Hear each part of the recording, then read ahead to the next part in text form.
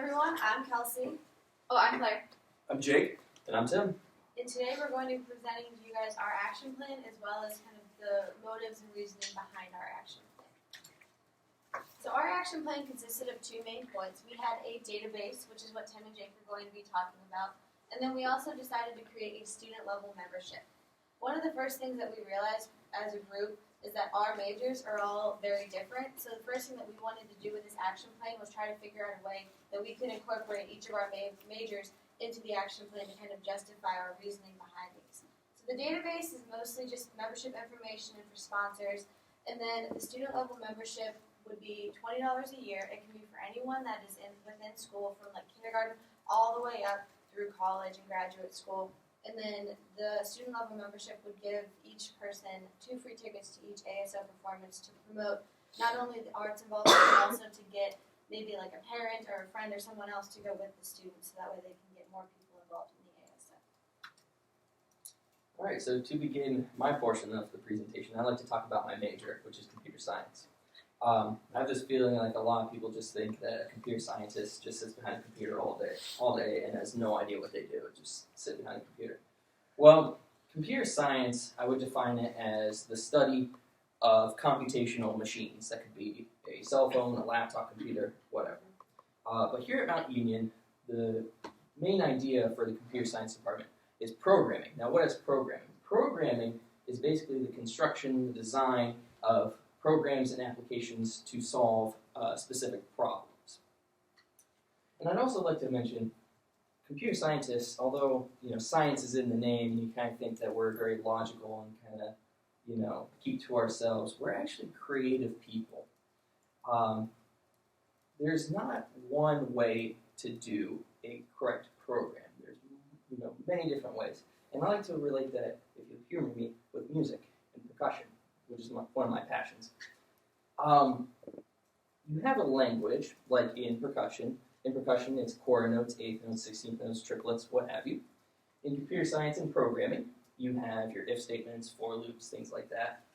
And like a composer, if you will, let's say I want to write a march, if you will. I could write something very simple, like John Philip Sousa's Stars and Stripes Forever. Just all day, every day. Or I could write something very elegant, at least elegant in my opinion, like John Williams' Imperial March.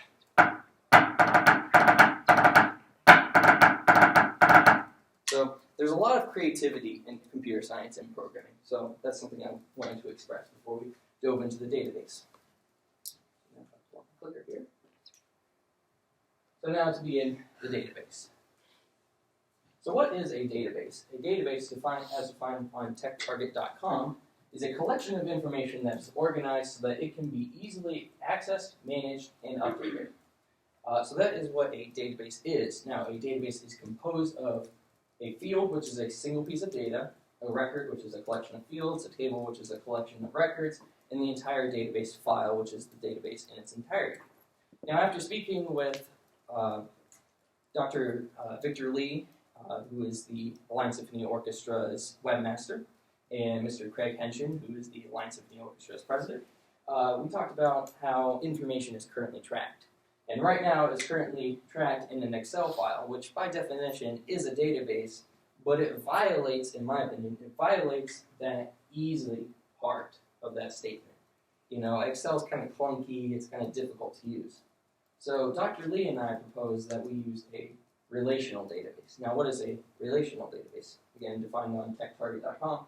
A relational database is a collection of data items organized as a set of formally described tables from which data can be accessed or reassembled in many different ways without having to reorganize the database tables. That's a lot of jargon right there. But I'll break it down here in the advantages, which I found on teachict.com. A database allows you to store data only once or multiple times, which keeps your data integrity up. That way there's no duplicates, you're not typing the same thing over and over again. You can just type it once and it's done. You can use complex queries to retrieve information. Now, in an Excel file, let's say you want to find, let's say you're keeping track of all the members of the Alliance Symphony Orchestra, and you want to know, okay, who performed at our last concert? So you look through the Excel file and you have to scroll up and down and see, okay, who's got that checkbox in there. Well, with a database or a relational database, you can execute a query. You can type in and say, hey, give me everyone who was at this concert, and it just spits it out within 2 seconds. So that's the beauty and the power of queries. The next advantage, better security. It's more secure. You can limit what users have access to. For instance, if you have multiple databases, let's say one database kept track of social security numbers, you may not want everyone in the Alliance Symphony Orchestra to have access to that, but maybe you want everyone to have access to, let's say, people's phone numbers so everyone can communicate with each other. So you can specify what you want shared and what you don't. And lastly, it's future-proof. It's adaptable. You can adapt it. Let's say I have all this information, but now let's say I want to keep track of, someone who plays, I want to keep track of the instruments that more people play. I can easily insert that into my database, as opposed to an Excel file where I have to copy and drag columns and rows everywhere. It's nice and organized. So I found this image on Google, which I found to be quite an accurate description of what's going to happen. I talked about the database, which is at the bottom. Now, a database is basically the container of information. Now, the part where I would come into play as a programmer is this middle level, this database management system. I would call that the user interface. Basically, this interface interacts with the user. The user says, hey, I want everyone who's at this concert. This management system spins up the query, retrieves the information from the data, and then spits it back out to the user.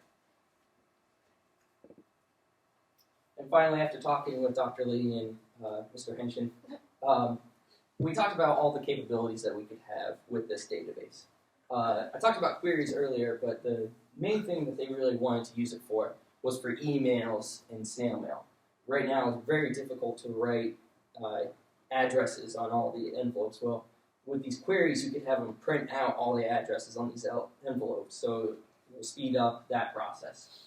And then the last interesting thing that we talked about was a web interface, and you could create your own account. Like Facebook, you create your own account and you can update your own information. Right now, let's say if a member of the Alliance Symphony Orchestra, let's say they're a new member, they would hand in a piece of paper that has their address, phone number, email, things like that, to the Alliance Symphony Orchestra, and it's someone's job on the ASO board to manually enter that data into the system. And as you can imagine, that takes a long time, especially when we have so many people. But the idea is, what if we had this system that you could have a new member go online, create their own account, and then update their own information?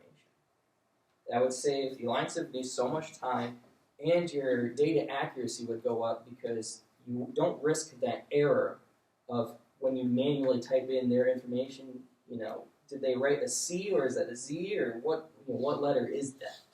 So your accuracy will go up. And that basically ends my portion of the presentation. Before we move on, I was wondering if anyone had any questions on the database or computer science.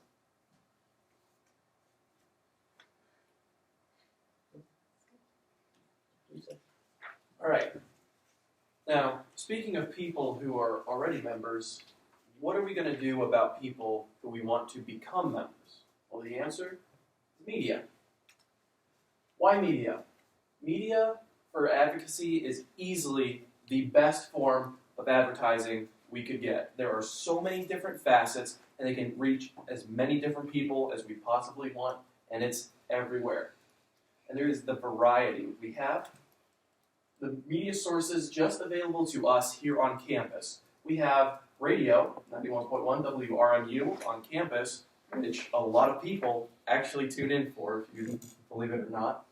We also have the Dynamo, which is an online newspaper circulation that we can get easily, and announcements at major campus events such as football games, volunteer gatherings, any large event where there's a big gathering of students or people supporting the community, we have access to that. There are TVs all over the campus that show those slideshows all constantly. Why can't we have an ASO ad up there? And also, we have a bulletin board down almost every hallway. So we have every facet of traditional advertising. But probably the most important, the most valuable resource would be our social media. There's Facebook, Twitter, and YouTube. Facebook and Twitter have almost two separate demographics now. Twitter's the more, hip, updated one. Facebook has a wider variety of people, and then YouTube is more for the visuals. Now, the benefits of using social media. It is wildly popular. I can't even count how many hours everyone spends per day, either on their phone or on their computer, checking their social media, and a lot of people do it. Also, when we are trying to usher in a new generation of, art advocacy, we want the people who are our age. And according to pewinternet.org, 87% of social media users today are between the ages of 18 and 29, which is the perfect range that we are trying to hit. Also, it can be updated frequently and at will. Unlike all of the traditional kinds of advertising on certain medium, people can miss that. Like if they're not listening to the radio at the right time, if they don't catch the flyer walking down the hall, if they're not watching for the TV, like they've missed it. That's our opportunity, and it's gone. But with social media, we can update it at any given point in time, any way we want. If we're afraid that, there's a certain group that we wanted to hit and we missed it, we can just literally update it as many times as we want and almost guarantee that we hit everyone. And also, probably most importantly, it is 100% free for account users. We can do this without charging or without costing the orchestra anything.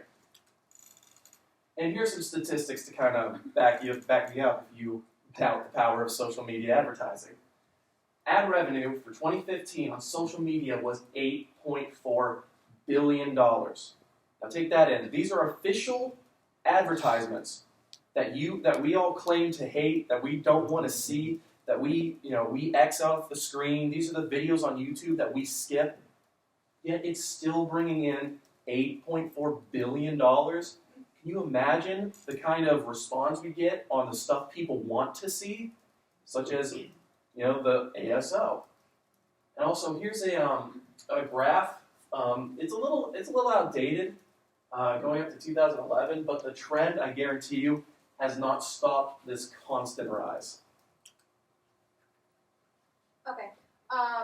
Why did we choose to do a student level membership? Okay. Well, why we thought a student level membership would be beneficial is it encourages music education. Not only music education, but education as a whole. Students are learning more about music by being a member of a sponsor, I should say, of the Alliance Symphony Orchestra, and it's encouraging them, and since they get 2 tickets, them and also a friend or a family member that might not go before to go.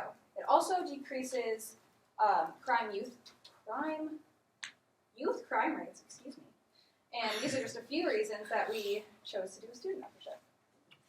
All right, and in relation to music, all right, I just decided to say, who needs music? Well, children need music, teens need music, adults need music, elderly people need music, people who have mental and physical disabilities, people with memory loss. I could keep going and going and going. So pretty much everyone needs music, whether they think they need it or not. Everyone does. Music is an aspect in everyone's life. A really good example is think about a commercial that you're watching on TV. There's almost always music, whether it's background music, whether it's one of the dominant forces of the commercial. There's music in a TV commercial. Like, you don't think about that. Now that you're thinking about it, oh yeah, almost every single TV commercial I see, there's music in it. And it, a lot of times, helps move the commercial along, helps get the point across of what they're trying to sell or promote. So that's just one reason music's everywhere, and people don't think, but it is. Music's everywhere. All right, and now importances of music and why music is everywhere. In relation to students, a lot of students have improved IQs just from learning with music or learning music in addition to their regular schooling. So students who take music lessons statistically have a higher IQ, and music activities have a power of developing numeracy and literacy on young students, according to Lippmann. And students who take music lessons have better attention spans. They're able to multitask if they are working with an orchestra or a band, because they have to know what they're doing, they have to listen to what other people are doing within their musical organization, so they are able to multitask and focus on more than one thing in a classroom. Oh, sorry. Also, improved memory. That's another thing. You did that on purpose. Totally. For example, elderly patients who have memory loss or dementia oftentimes lose the ability to speak, and when they're listening to music, they can sing and clap along. And people who have who get a traumatic brain injury, if they lose their ability to speak, they're able to regain their power to speak from music. They relearn to speak from relearning to sing again, because they can remember how to sing, and then they sing again, and then they're able to speak again. And what needs to change in music? Music education is one of the very first things to go in schools when there's lack of funding. And as we can see, there's much evidence that shows that students learn better, students have better focus, students have better test scores when they're involved in music, when they have music lessons. Even when music is just in a classroom, if you're doing independent work and there's music playing in your classroom, it helps you focus better, helps you learn better. So music education needs to not go away, and that's what needs to change. Okay, so now I'm going to talk about our student membership and how it relates to my majors, which are criminal justice and sociology. As a criminal justice and sociology major, there are a variety of theories that are taught within both fields to try to explain why things happen. For criminologists, their theories focus on why deviant behavior occurs, and for sociologists, they are more interested in looking at the wider society as a whole. Criminologists have their theories and sociologists have their theories. One of the theories that combines both disciplines is routine activities theory. This theory was created by criminologists Cohen and Felsen, who were curious as to why crime rates were increasing while factors such as poor economic conditions, poor health, and dilapidated neighborhood areas had improved in the 1960s and 70s. It had been the general understanding that an area's economic improvement would decrease crime rates, but that was not the case, seeing that crimes, especially burglaries, had skyrocketed during this time. Cohen and Felsen looked at other outside factors to help determine why crime rates were increasing so much. They examined changes in the U.S. crime rates from 1947 to 1974. They highlighted the dramatic increase in predatory crime over that time period, especially during the late 1960s. They concluded that in the 1960s and 70s, Americans and their households became victimized more easily as a result of their daily activities. In this time period, there was a major shift in the labor force, and women were leaving the home to work, leaving the house sitting vacant for hours on end. Their study created the theory which is now known as routine activities theory. Routine activities theory is an environmental, place-based explanation for crime where the behavioral patterns and intersections of people in time and space influence when crime occurs. This is basically just a really fancy, overstated way of saying that essentially it's kind of like that theory that people say you are who you surround yourself with. Basically, if you hang out with a bunch of drug dealers or criminals, you are more likely to become a part of their daily routine and activity, and in turn you will start committing crimes. In their study, Cohen and Felsen also determined that there are 3 necessary elements to every crime. These elements are a motivated offender, a suitable target, and the absence of a capable guardian.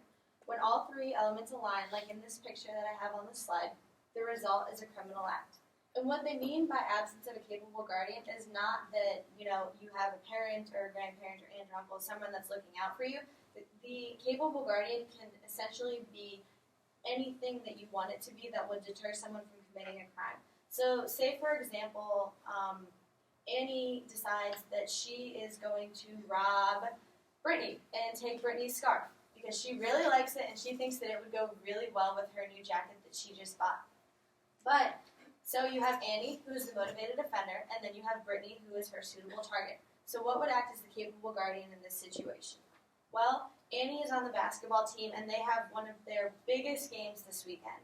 And she is it true? It is. And I didn't know that. And she realizes that if she steals the scarf and her coach or someone on the team finds out, she will not be able to play this weekend. So her coach or her team is not necessarily the capable guardian, but the fact that she is involved in a team and has the responsibility of being a part of that team, that would be the thing that would deter her from committing the criminal act. To give you guys a little bit better understanding of that. So, how does this information relate to our action plan and, more importantly, our student level membership? The student level membership not only encourages musical education, it also encourages extracurricular involvement. A study conducted by Sean Verano of Northwestern University examined whether or not extracurricular involvement could prevent juvenile delinquency. Their hypothesis was based off of routine activities theory and that the capable guardian was the extracurricular activity. Verano and his team conducted a self-reporting study with 1,400 teenagers from a suburban neighborhood. And the results of their study concluded that involvement in extracurricular activities such as art, drama, theater, or a sport decreases the chance of juvenile delinquency. Our student-level membership could provide young individuals the opportunity to become involved with a wonderful organization as well as help decrease youth crime rates in the Alliance area. That was our presentation. Are there any questions?